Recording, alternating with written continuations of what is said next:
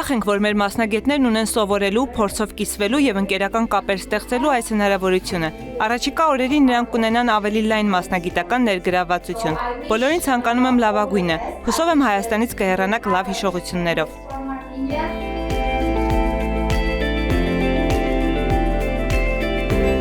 Հայաստանից 8 ներկայացուցիչ պիտի թիոթի վկայական ստանան, ինչը թույլ է տալու, որ 8 մասնակիցները կկարողանան հետագայում ֆուտբոլային ակումբներին,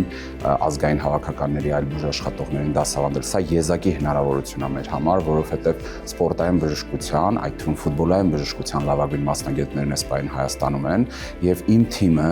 ունի հնարավորություն բոլորի հետ անմիջապես խոսելու, շփվելու, քննարկելու տարբեր ֆուտբոլիստների քեյսեր, քննարկելու տարբեր իրավիճակներ։